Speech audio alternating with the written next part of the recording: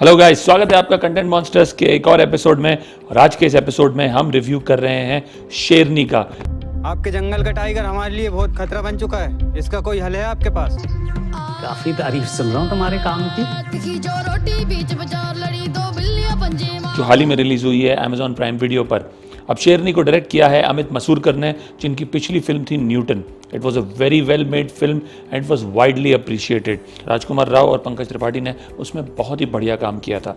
अब जिन लोगों को न्यूटन पसंद आई है उन्हें शेरनी भी पसंद आएगी। बट अगर आपको न्यूटन पसंद नहीं आई थी, उसका स्लो पेस, उसका नैरेटिव स्टाइल, तो मेरे ख्याल से आपको शेरनी भी नहीं देखनी चाहिए। Because if anything, Sherni in parts is even slower in pace than what Newton was. I personally feel it's a very, very well-made film. Amit Masurkar has this habit of, picking stories from the heartland of India, especially which talk about government departments or how bureaucracies work.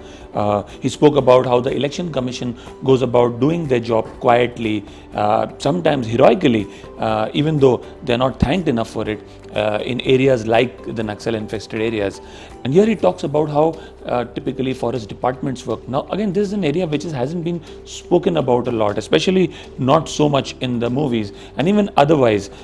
The only mention that happens of forest department is that if there is any case of poaching, or if there is any wildlife on the loose, which has now become a man-eater, which happens to be the story of Sherni. So there's a tiger called T12 which has become a man-eater, and it is eating villagers or their cattle, especially when they take their cattle to graze them in the forests. And that's happening because the land at which they were taking their cattle to is now taken over by some businessmen, and so they don't have enough space where they can take their cattle to feed on grass. Therefore, they have no option left but to venture into the forests. Now, the conflict that the forest department faces is that how do they manage to convince the villagers to take their cattle to some other land for grazing, and in the meantime, how they can catch the tiger T12 and tranquilize it and send it back deep into the forest, where it is easier for the tiger to hunt for its prey amongst the other wild animals that exist there. Meanwhile, taking advantage of the situation, there are politicians who enter the fray.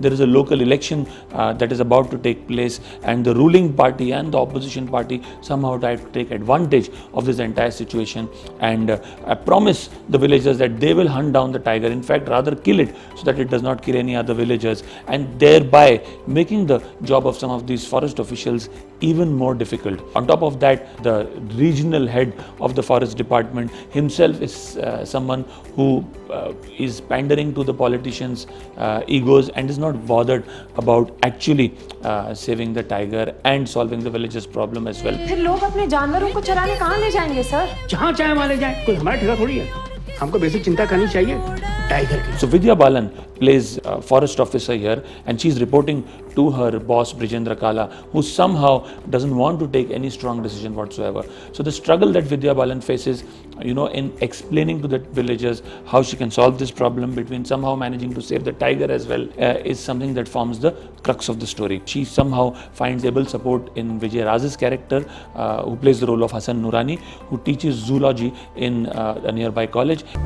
यहाँ के लोग जंगल पर depend करते हैं, जंगल भी उन पर depend करता है। We should not lose this balance. And who himself wants to somehow try and save the tiger and send it back to the forest. In a sense, the film also touches upon maintaining this ecological balance between forests and villages, and talks about the ills of deforestation and how that is affecting this natural balance that needs to exist between humans and wildlife. There's a very interesting dialogue in the film which goes, शेर है तो जंगल है तो बारिश है तो पानी है तो हम है. That very beautifully brings alive how important it is for us to ensure that the wild also have their own territory and we as humans don't encroach upon their space.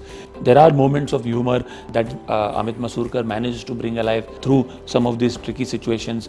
क्या प्लान है आपका? ये plan कुछ नहीं है, God's gift है, सब कुछ इधर है. The fact is that there are many Indias within India, and the beauty of Amit Masurkar's films are that he manages to bring alive some of these Indias that exist within India, and he did that so beautifully with Newton. He's done it so beautifully here in Sherni as well. A word of caution though, if you're expecting the natural rumblings and the roars of a typical Bollywood movie, you're going to be very disappointed. Things are understated here, things are subtle here. Vidya Balan's character is not going to shout and scream and roar as one would think going by the title of the film, but a lot of what she does in terms of her performances is conveyed through her eyes. Without saying too much, she manages to bring alive her frustrations, her anger occasionally, at the way in which things are functioning within the forest department, and a steely resolve to bring about a resolution that is favorable for the villagers and their cattle, as well as somehow manages to save the tiger as well, is something that she's able to bring alive very well. She conveys a lot, like I said, through her eyes, her frustrations, her anger, the subtle nuances on her face, that change of expression on her face, even while on many occasions when she isn't allowed to speak by her boss, is something that is truly commendable.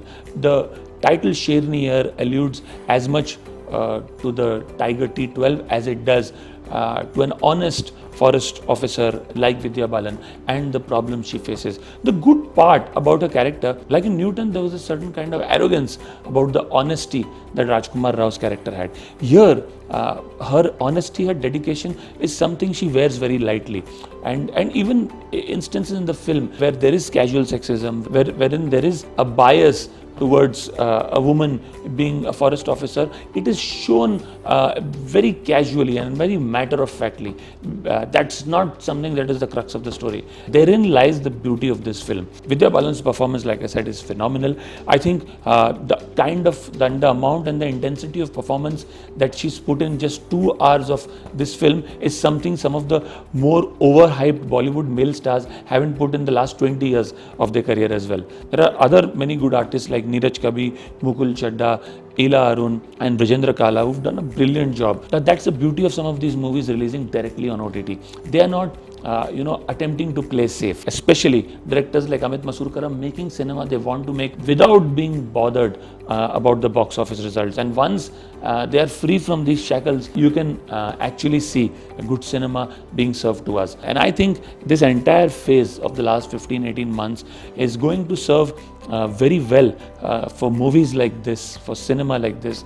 And I can only hope that the content of Hindi movies continues to improve, ably supported by movies like Sherni. I would give it a rating of 7 on 10 merely because it has, again, like Newton, attempted something different, and that's what makes it stand out. Do yourself a favor, go watch Sherni, and you'll know what I'm talking about. If you like our review, please do subscribe to our channel, and if you have any comments on what you felt Sherni was like, whether you agree with our view, disagree with our view, please do comment on the comment section below, and we'll see you soon. Thank you.